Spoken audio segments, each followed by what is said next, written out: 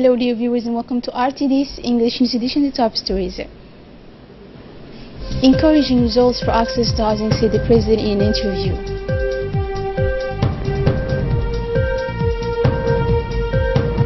Air Djibouti company expands its flights.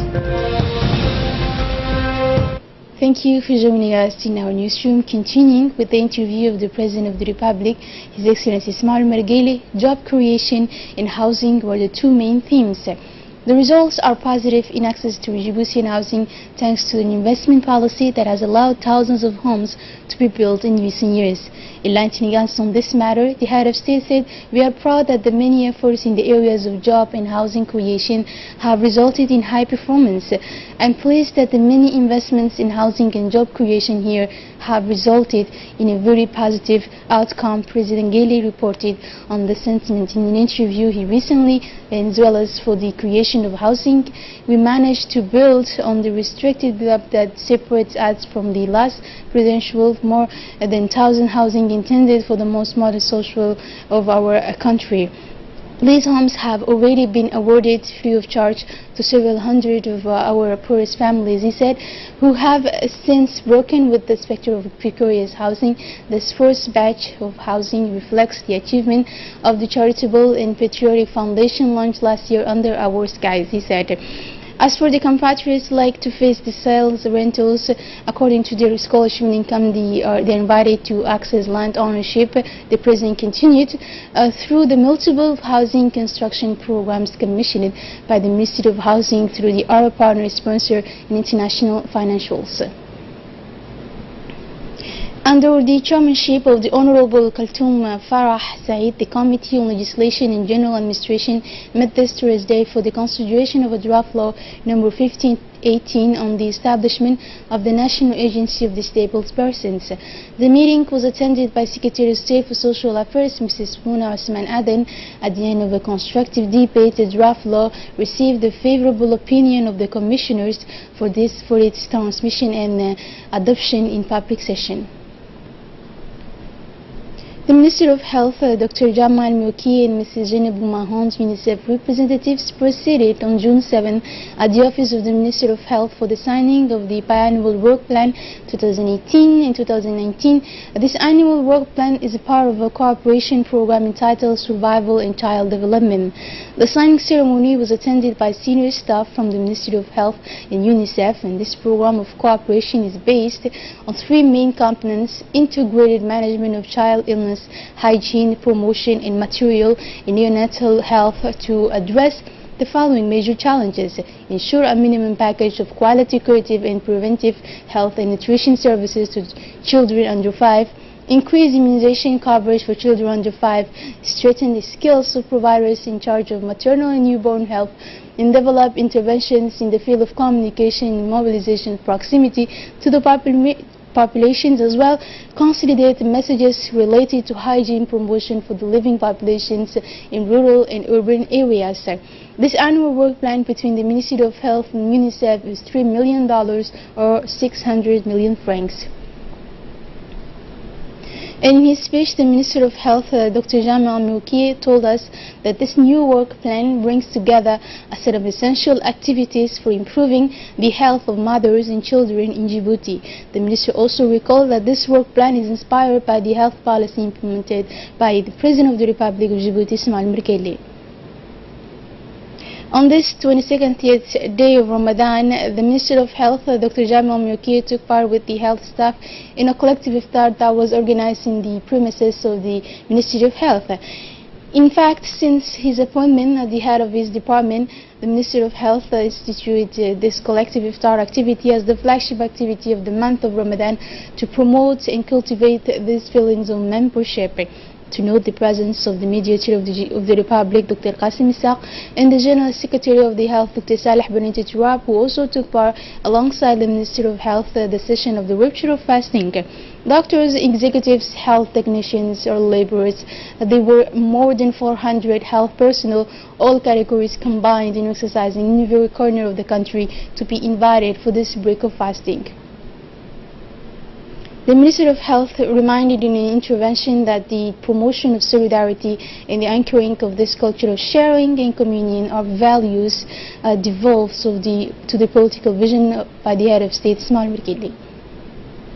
The two native ministers of the Ali Sabih region, namely the Minister of Labor and Administration Reform, Hassan Idris Samirre, and the Minister of Communication in charge of Postal and Telecommunication, Abdi Yusuf Suge, yesterday organized a collective iftar at the Palmare of Ali Sabih. The ceremony took place in a warm atmosphere, responding to the invitation by honoring their presence at the ceremony of collective fasting.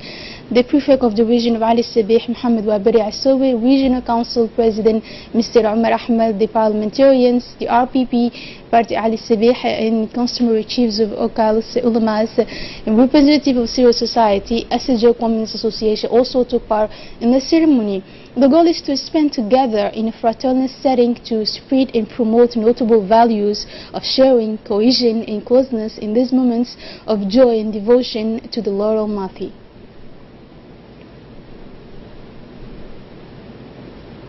The Culture Minister Mumin Hassan Berre, with a strong delegation, took part in the UNESCO 70th session of the General Assembly of 2003 Convention on the Safeguarding of the Intangible Cultural Heritage, with the participation of our accredited ambassador to France in UNESCO, Mr. Ayad Musad Yahya, ambassador duty to Paris, and also permanent delegate to UNESCO. This delegation also includes Duala Hassan Ahmed, Director of Culture, Idris Musa, Technical Advisor to the Minister, and finally Muhammad Umar Jama Inadu and Muhammad Ali, both second advisors to our embassy. On the agenda, the renewal of part to the members of the Intergovernmental Committee, exactly 12 in the mandate, has come to an end, and our country is applying for the first time to join the committee for a term of 4 years.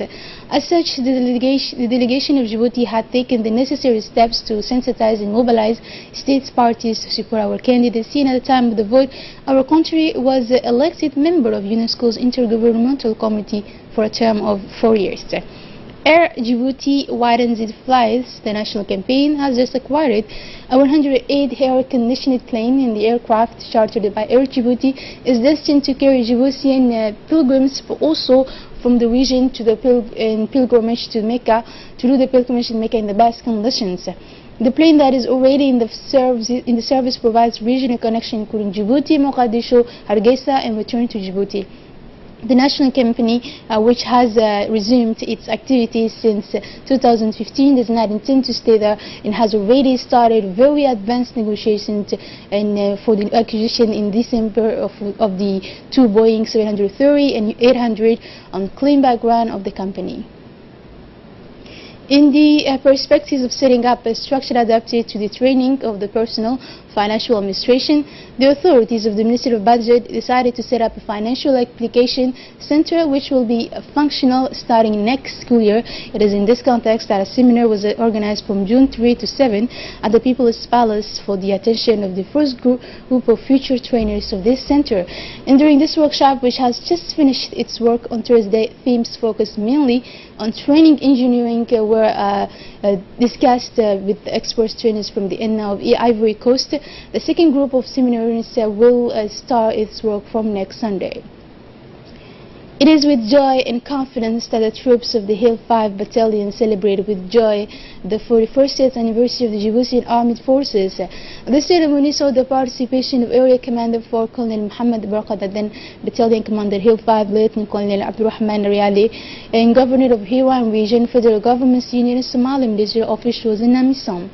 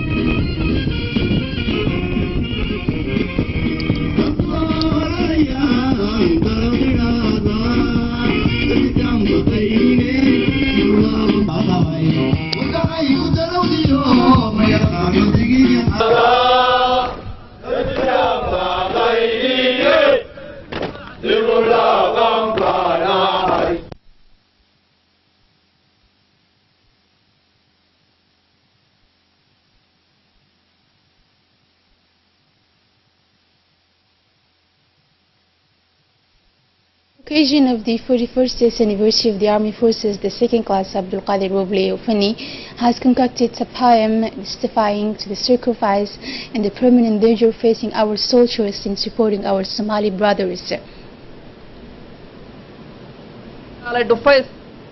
In an interview, the Colonel Mohammed Barkhad Adan, commander of Sector 4, recalled the mission of the two Djiboutian battalions within the framework of AMISOM and the governor of the Hiram region, who thanked undeniably the sacrifice that the government of Djibouti has through of these two projected battalions. The 41st anniversary of Djiboutian Army Forces was also celebrated in the Obok region under the command of Colonel Aden Douali Rissama. Colonel Aden Douali proceeded to the traditional review of the troops of the different parties based on Obok. This celebration also saw the participation of the Deputy Prefect of Obok, Mr. Ali Meki, the regional authorities and the active actors of the region. After the passage and the military salute to the soldiers of the various corps, Colonel Aden Douali solemnly read a message of the commander of the regional staff of the Army Forces, then a military parade on passage the national colors ensured, and Colonel Aden Douali Warsama deposited a wreath of flowers at the monuments of the martyrs in the place of the barracks.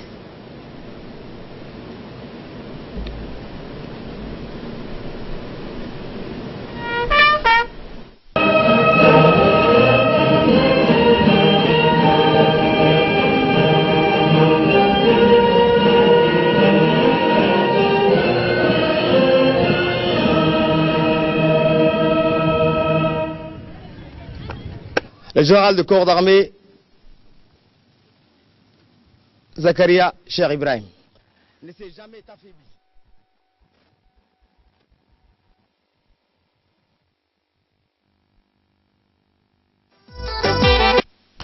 Meilleur sous-officier de l'année, à Nusrat Bani Tour.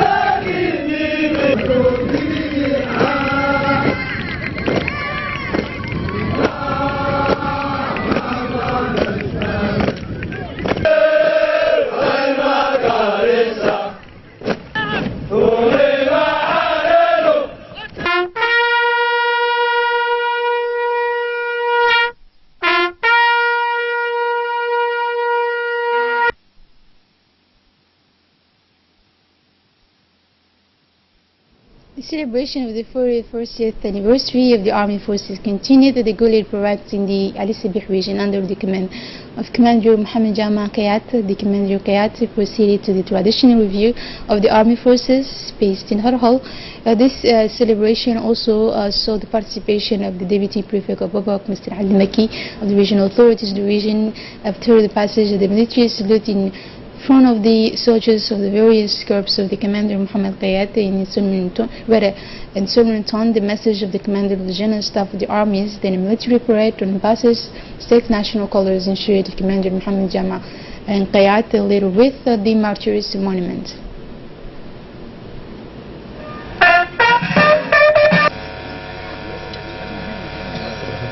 École militaire en commandement. Opposé. Hop. Repos. Aujourd'hui, les Djiboutiennes et Djiboutiens se joignent à nos forces armées pour célébrer notre 41e anniversaire. Une commémoration qui nous est chère et très symbolique. Il nous est agréable, à cette occasion, de vous adresser à vous et à vos familles nos chaleureuses félicitations pour vos actions et votre sacrifice dans l'accomplissement de votre devoir envers la patrie.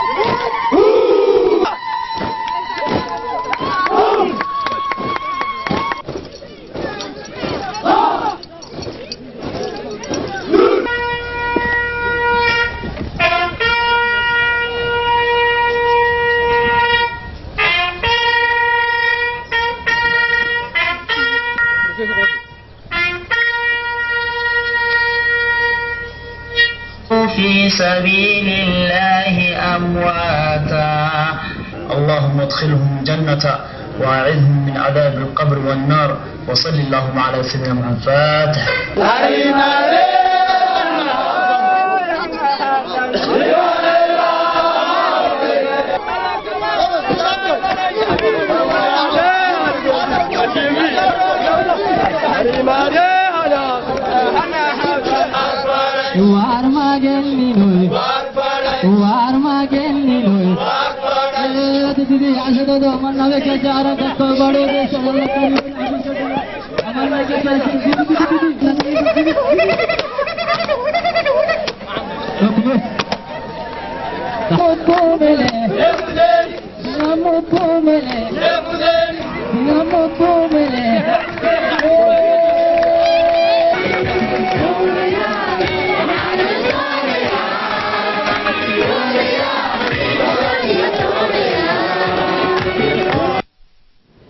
On the occasion of the blessed month of Ramadan, the Association of the Caravan of the Development of Gubat has organized in the sub-prefecture of Asaila in all communality collective iftar with the participation of the population.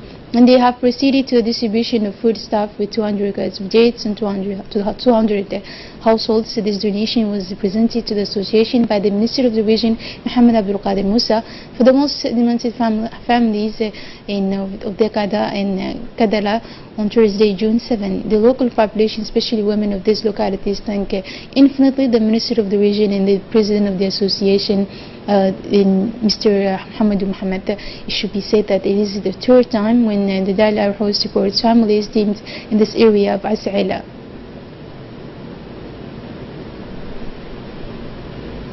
A parliamentary delegation went on Friday, June 8 to Tajura, as the month of Ramadan is a blessed month and month of charity.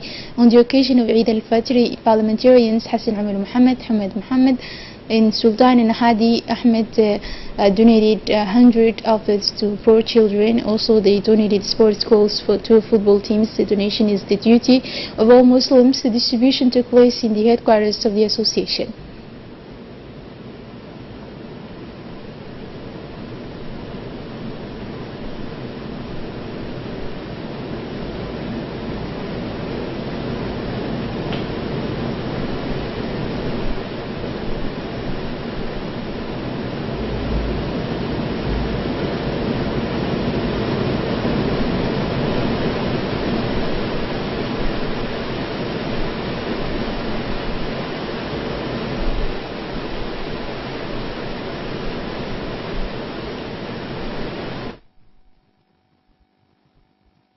As part of the programs and charitable activities during the blessed month of Ramadan, Abu Ahmed continued his distribution of food and financial aid to households living in the interior, especially in rural areas.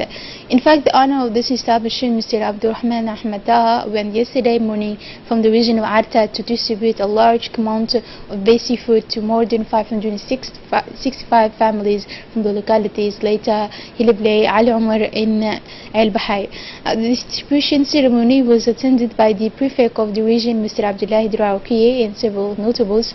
The beneficiary families received packs of sugar, in flour, as well as pasta and dates, as well as clothing for women and children, and financial assistance to buy Eid clothes.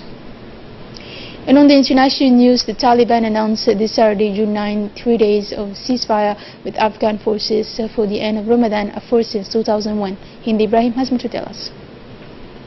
The Taliban announced today a 3-day ceasefire with the Afghan Security Force for Eid, the holiday that comes of Ramadan.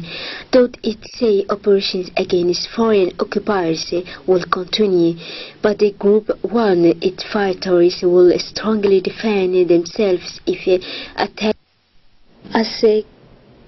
Missing searches around the volcano fire in Guatemala are disturbed by new explosions and lava flows 3 days after the spectacular eruption that left at least 99 dead and nearly 200 missing. More with this video.